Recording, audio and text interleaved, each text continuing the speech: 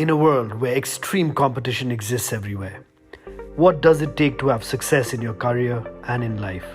Join me, Nirvana Chaudhary, as I sit down with some of the most successful individuals to discover the secrets to their success, what continues to drive them, and to hear a few exclusive stories in the process.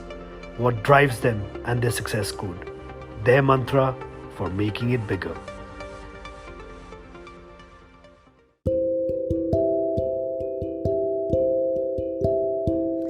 Hello everyone, I'm back again with my podcast, Making It Bigger. Today I have with me a fellow young global leader, founder and CEO of an urban development company who focuses on transit-oriented developments, township developments, urban-related infrastructure, so relevant in ASEAN as well as South Asian context. The CEO of Mitbana, a very dear friend, Gareth Wong. Gareth, thank you so much for giving me time to come for this podcast. I really appreciate it.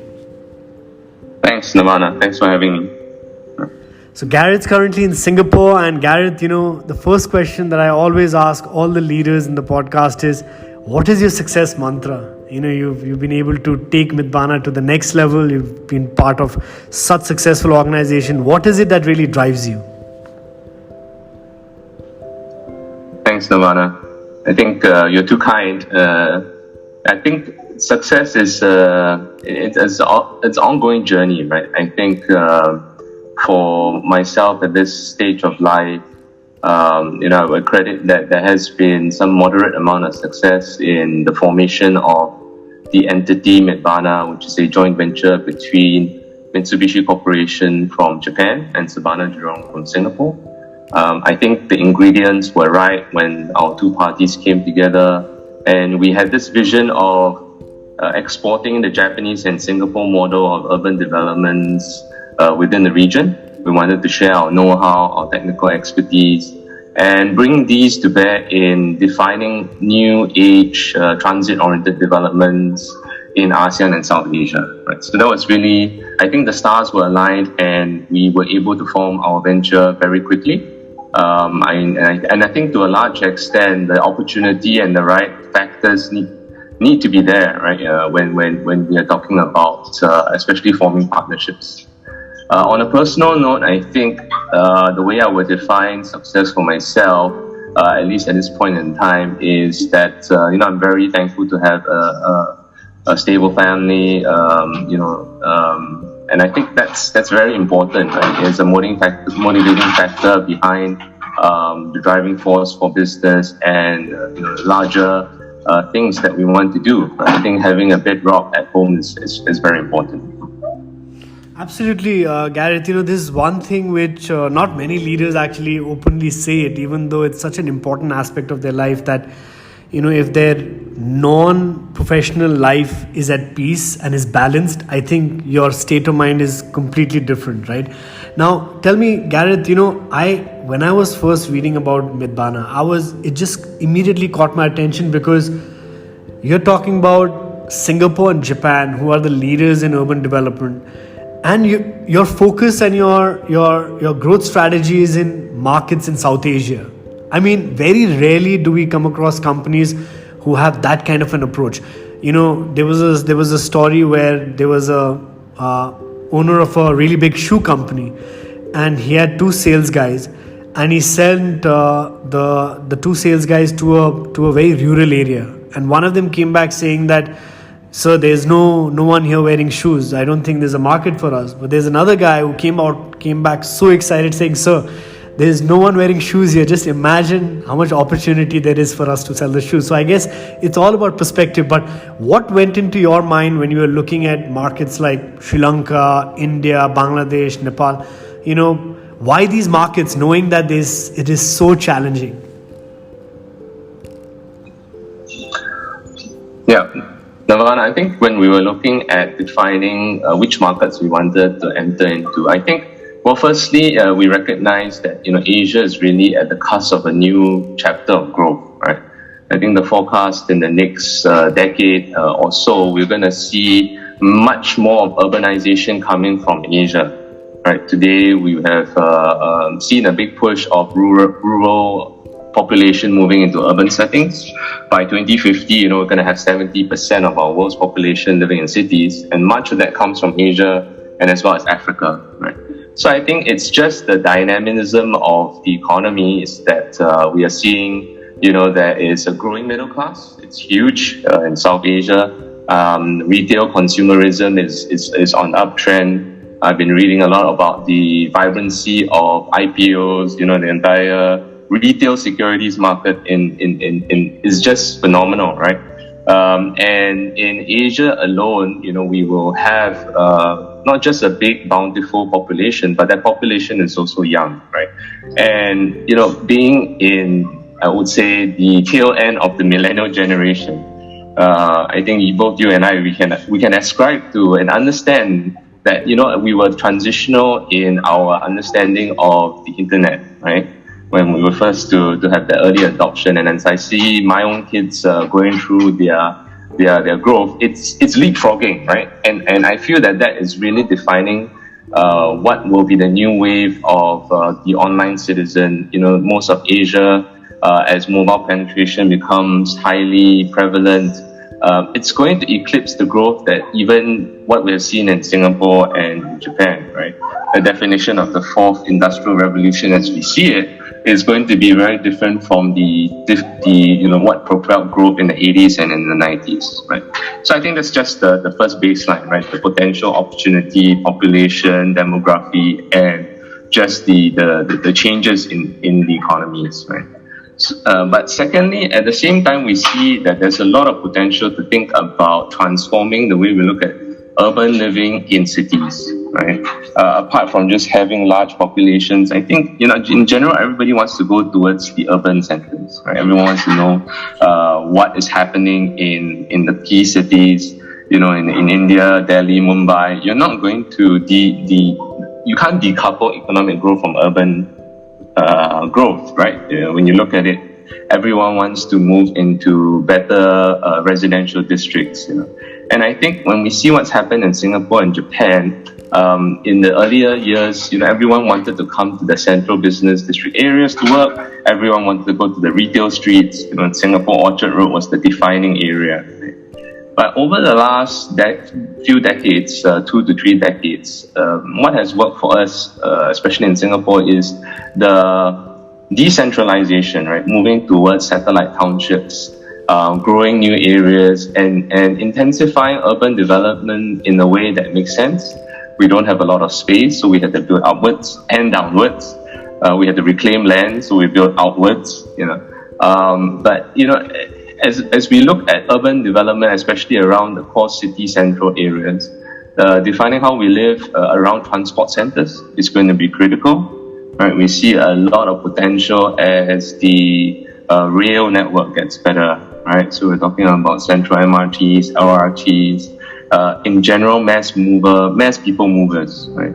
So getting our head around what worked for us is the first step. And the second step is now exporting it and localizing it. So we're very happy to see how we can find suitable partners who have like-minded interests to see how we can do this in the right context. It's amazing, Gareth. Even for me, living in South Asia, my focus, at least for the next 5-10 years, I see growth in these markets you're talking about right now. You have personally visited most of these emerging markets. Is there anything you've learned from those markets? Because, it's so challenging to work in this environment where there's high risk, but there's higher return and opportunities as well. But you as an individual, is there anything, can you just give me one example, what you've learned from your visits to India or to Sri Lanka or to any other South Asian country?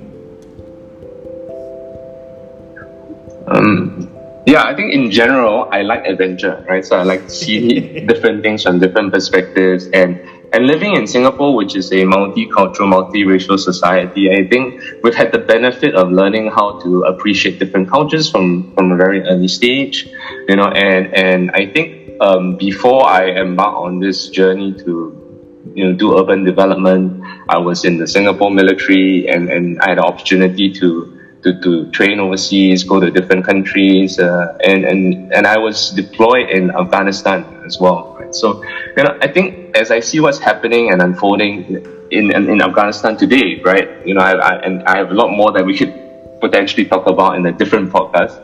But the appreciation of history, Yeah. culture, Yeah. racial requirements, and cultural context, it differs from country to country, right? And I think having that harmony and that common goal to work together is very important, right? I've also spent time in Myanmar, and again, that's again another chapter that's unfolding there. But in every different Asian society, right, I think it's very important to understand that there are different races, but also different dialects, right? Different tribes, different factions, right?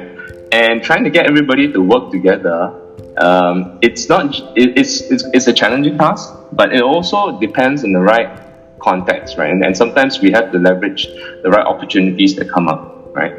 So I think that's a very philosophical approach to thinking about these. It's a very big, hairy subject, right? But what I wanted to say was, I think what helped me was that I just enjoy to see the world. I just like to see things from different contexts, different perspective.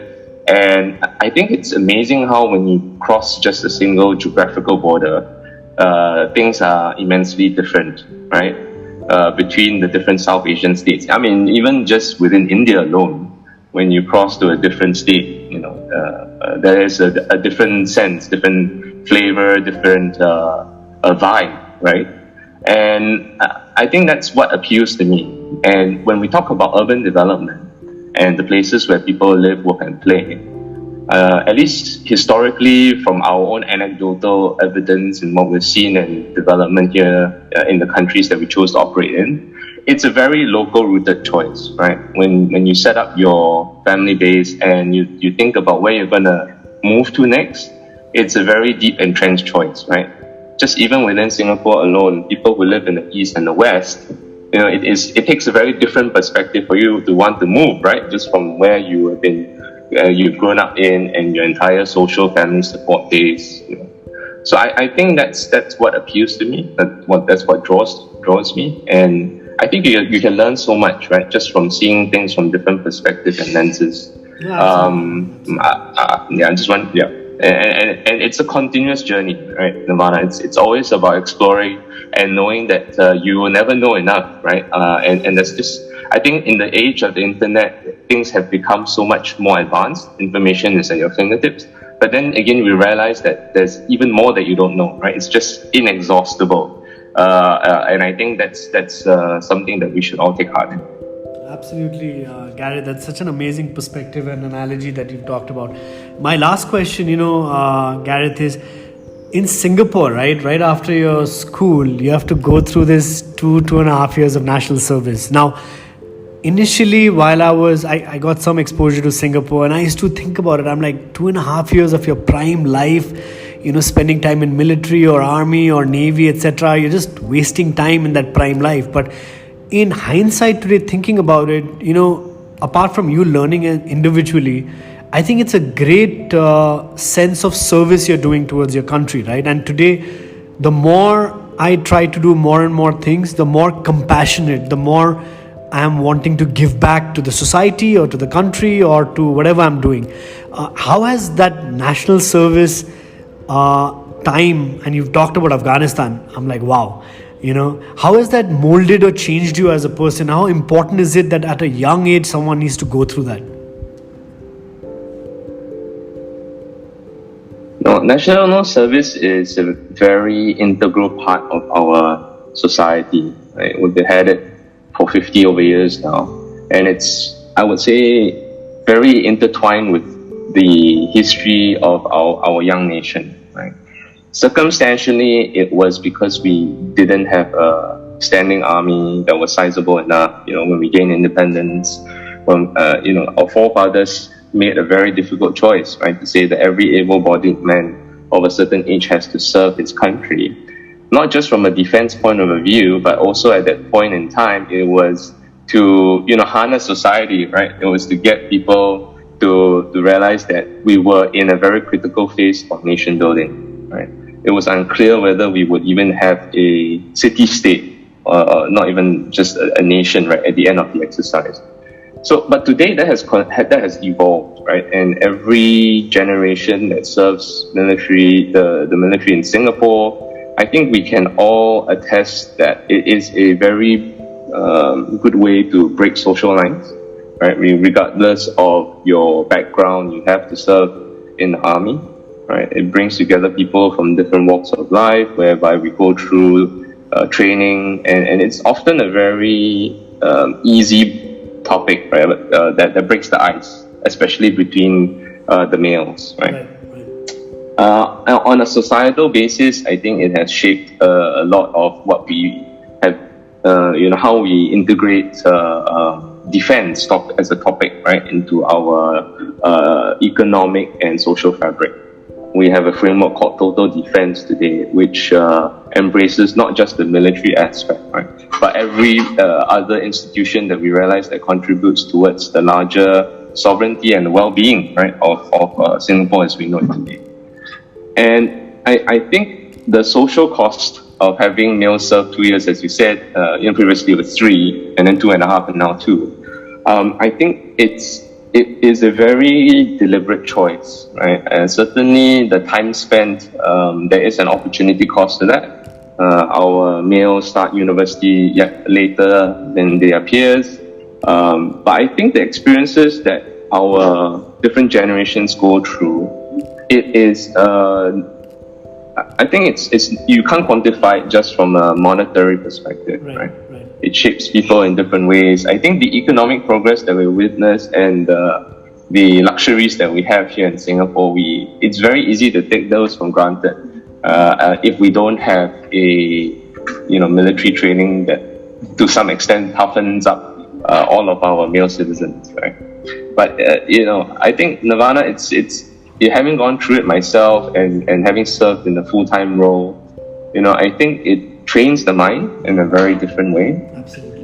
The experiences that we forge when we send our young soldiers overseas as well, when they go for training, those are very defining moments that they carry through.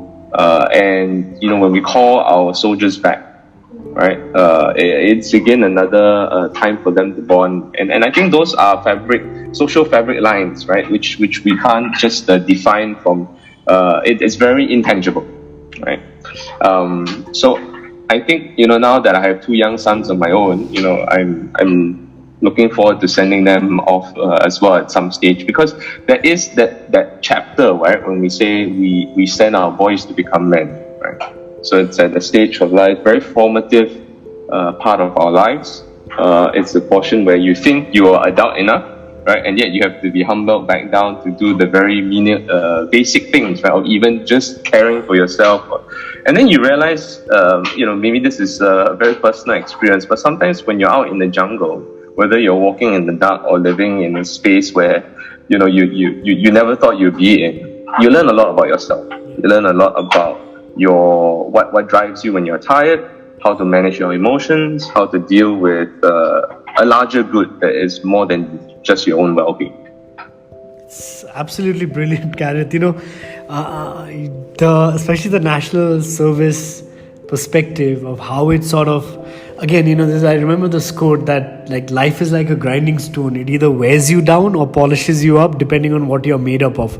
And I think that what you just talked about is the key ingredient for you to becoming a much more grounded, much more successful, much more disciplined mind. It's absolutely amazing. Gareth, thank you so much for your time. I really, really enjoyed this podcast.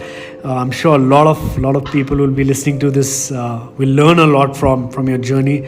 Lots of love to family, and I hope you and your family are keeping safe. And thank you so much once again. Thanks, Nirvana. Thanks for having me.